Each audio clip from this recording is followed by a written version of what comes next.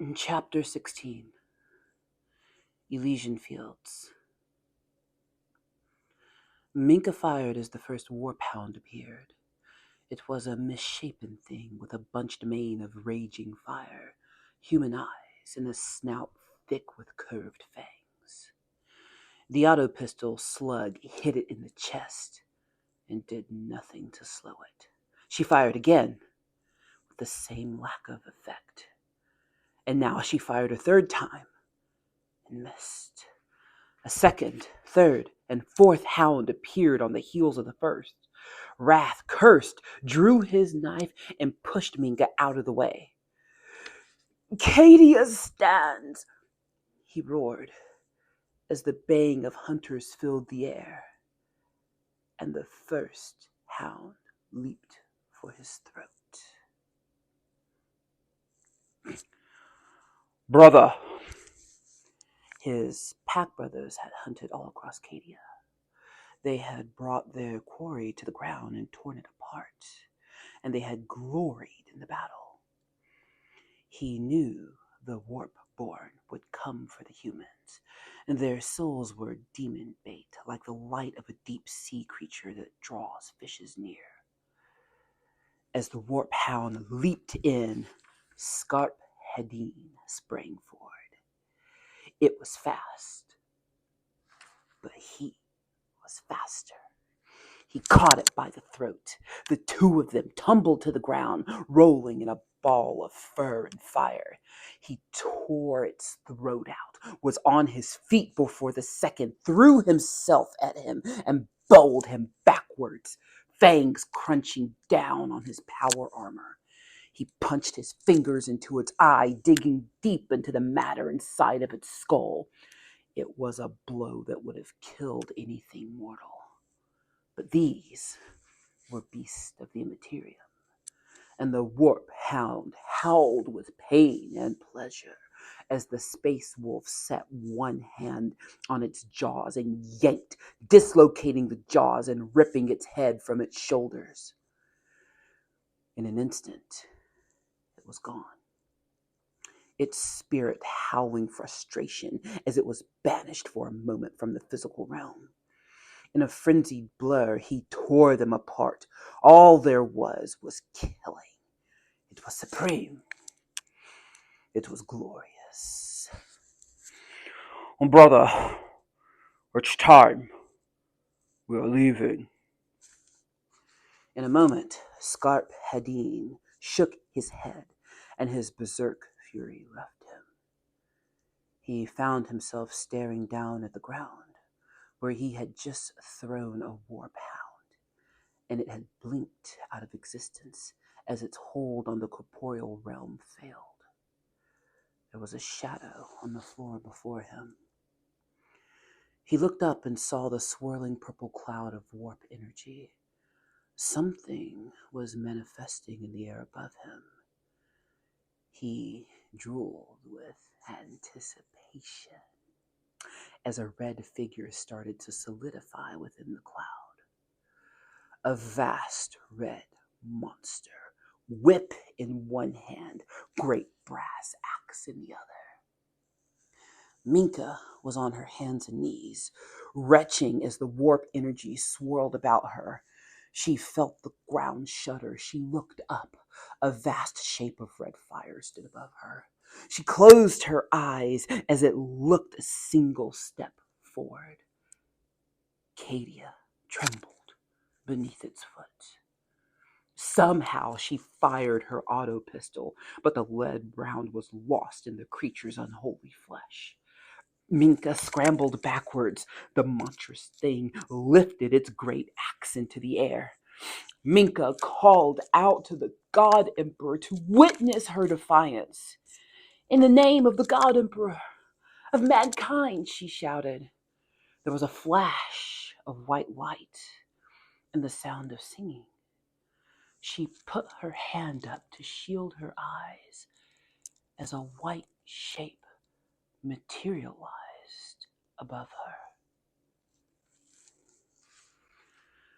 The winged saint is sublime, transcendent. She has wings of feathers, a silver halo, the angry face of an angel. She hangs in the air above them all. It is impossible to look at her directly. It is not only the thing about her that defies logic. In truth, she is not there. She is in 10 places at once, fighting the enemies of mankind. She lifts a sword of flaming white, yet it is not the blade that kills, but the power of her truth. Her chin is high, her face uplifted does not shine with the purple light of the sky, but with the golden light of a radiant sun, a bright Terran day, a throne of incandescent gold. If she speaks words, they are like the wind in a human mountain forest, a roar of natural power. Minka tries to stand, but the light is like a mountain gale, pushing her back. She hears a snarling voice and knows that it's the warp-born. Light flashes, or rather, darkness flashes in light. And then she hears a low moan. It is her own voice. It is like the voices of women in childbirth, a groan that is squeezed from inside them. It is a moan of pain, of creation, of exultation. Minka stands. For a moment, she is the saint. It is her voice speaking in the name of the God Emperor of mankind. The white light had gone. Minka fell to her hands and knees and coughed. There was blood on her face. She did not know if it was hers or not. Her right hand was scorched and red as if she had held a brand to it. She pushed herself up to her feet. Up! Someone was shouting. Something grabbed her arm. She could barely see. Her eyes were dazzled still. She felt giddy, felt as she had in her dreams when she saw herself hanging over the city. She had faith. Hey friends, it's me, the Ebony Otaku, the well-rounded nerd. One more night in the hotel room.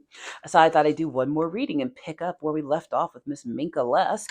So exciting. So last night, in real timeline, when I talked about her, it was all about taking that inspiration to stand up even when it feels like there's nothing to stand for. One of the things I'm loving about the Minka Lesk series of novels here that Justin D. Hill has written is even though she is only in this much of the first book, so as far as the first book in this multi-book, that she in all of that, I lost my bookmark. I got to pick it up now because Katie in Honor is the book I'm going to read on the plane home tomorrow. I've got my flight leaves at 4. I'll be at the airport at like 1:30. And I don't get home till 9. It's fine. It's fine. And then my husband's birthday party is on Saturday. So, when thinking about, because I was a little harsh in that video. I know I was, and talking about things like, well, if you lose something, you just need to pull yourself up by your bootstraps. It's not that easy for everybody. Sometimes people have help. There are people that when they lose everything, they can immediately pivot and there's something to save them. Most of us don't have that luxury. Most of us have to figure it out on our own. So I wanted to acknowledge that. And I hope I didn't come off too harsh in that video, but too late now. I said what I said. But where we can take inspiration is Minka, even though she's only in, out of all this, like 10 or 15 pages, we're seeing what's happening to her is happening to so many of her combat brothers and sisters around her. And they're all reacting differently. I mean, the young man that she's fighting with, that she's been struggling with this whole time, he was ready to give up until he saw one of those warp beasts going for Minka. And then he found some courage. In earlier chapters, when they're being attacked by, the plague demons, the undead, zombies, for lack of a better term, so many of her cohorts were either taken, killed. Some of them are zombies now, just wandering around Cadia, zombieing it up for the warp. And then there were some who, injected their final hours hallucinogen so they wouldn't know what happened. I forget what it's called because I've been in classroom all day and it's late. It's late. And I still have we've got team dinner this evening, so I figured this was my time to record. Um, but there, I forget the name of it, so my brain escapes me. Someone will type it in the comments. But the troops, the ground troops, have an injection they can take if it just gets too bad, and that there is no other end but the end. That way, they can die with the honor of the emperor on them. That they don't run away in fright. That they don't do something that would be dishonorable in those ending moments. Yeah. So basically, who's them up, and then they go.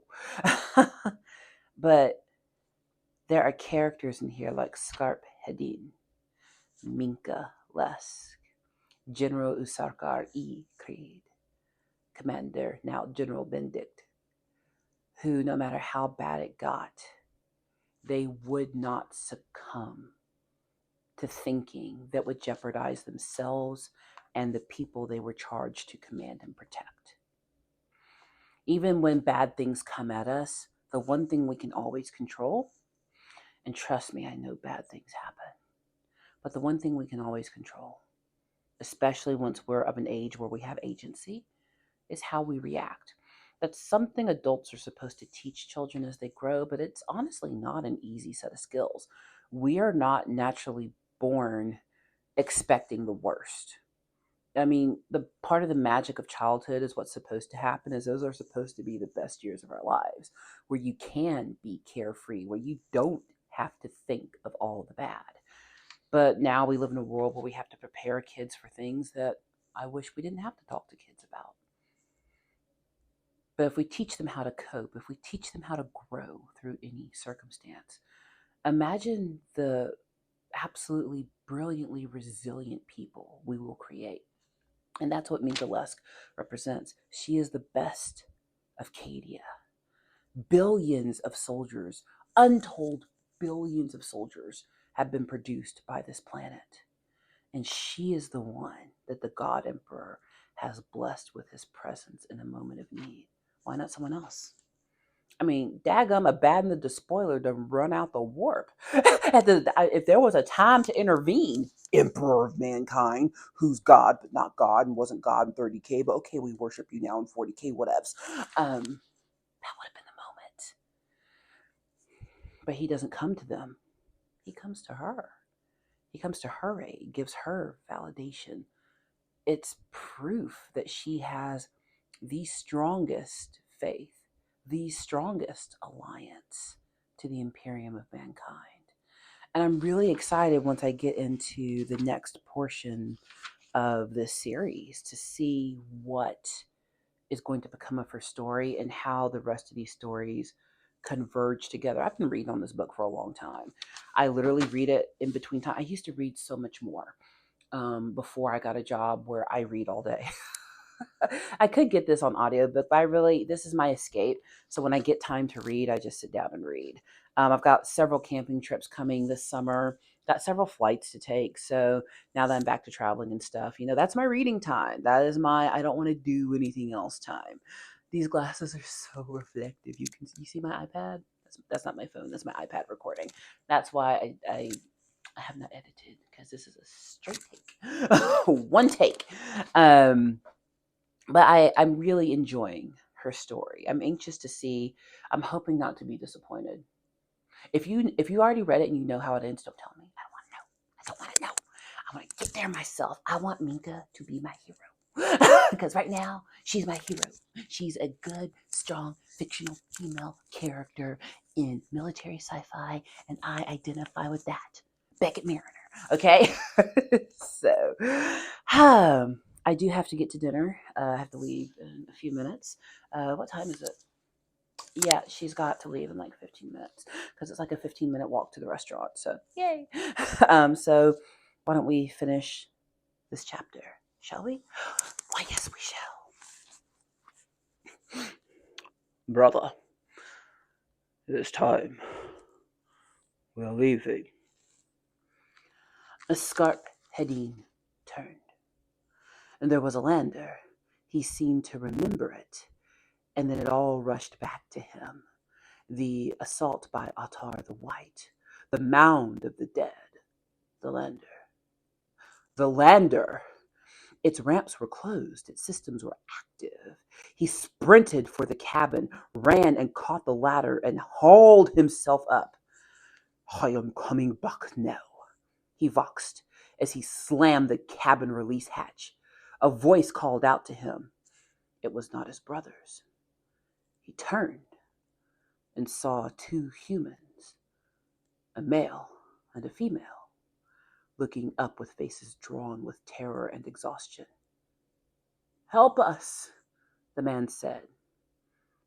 Scarp Hedin was repelled by the word. It was not a word he was used to. It spoke of weakness, of defeat. He responded with a growl and threw the cabin door open. You cannot leave us, the man said. Our fight is not done yet. We have to take revenge. Scarp Hedin paused.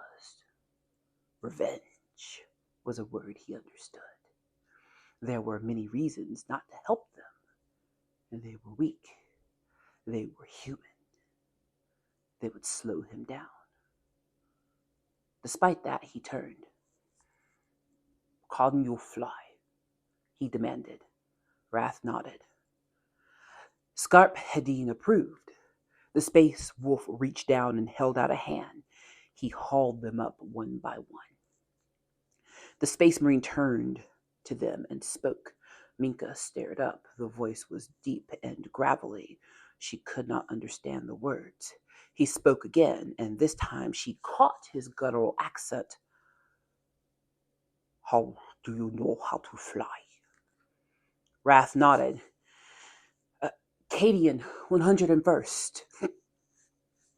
Airborne, he said. The space wolf laughed. Fly, then, he said. I hunt.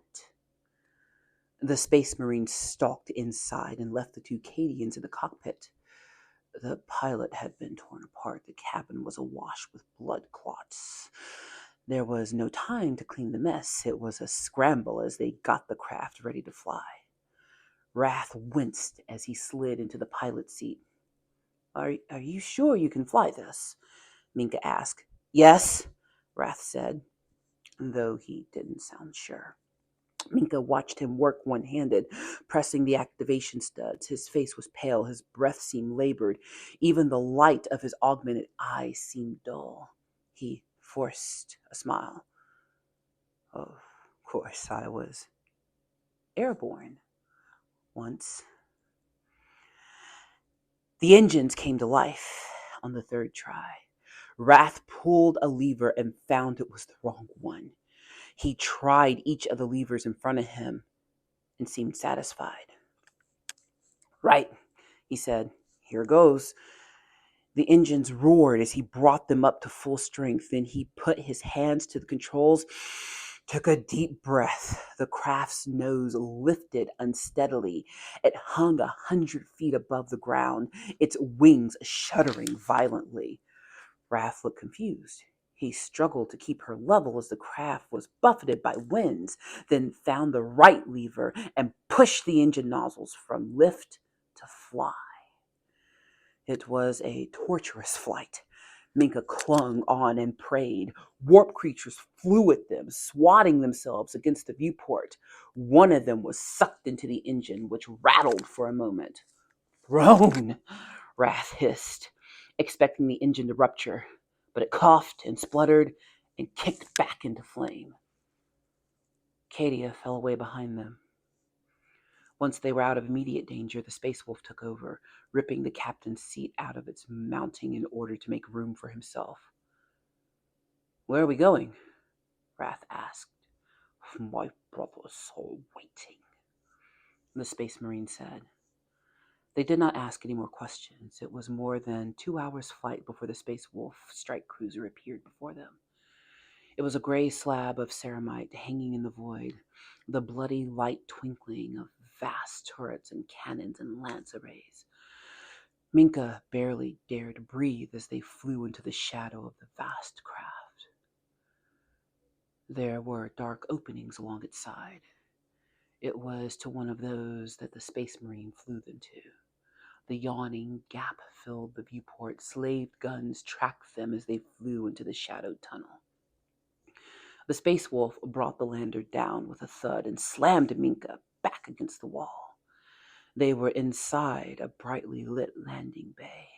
The Space Wolf stood, kicked the door open, and squeezed out, his power armor grating against the doorframe. He leaped 20 feet down to the floor. Wrath and Minka looked at each other. "I'll help you," she said. Minka helped Wrath down, the Space Wolf waiting for them. "Come," he shouted, and waved them through the doorway as a servo attendant moved out from the wall to track carriages between and began attending to the ladder. Minka slipped down behind Wrath. Scarp Hedin's footsteps pounded as he crossed the floor. There were 5 more Space Marines in gray power armor standing in 2 files by the door. Wrath needed a Medicae, but she didn't dare move. The scale of this ship was built for Adeptus Astartes, not human. Everything was too large. The Space Wolf called out to her, "Come!" and she took a step forward. As she helped Wrath along, the waiting Space Marines suddenly lifted their fist and made the sign of the Aquila.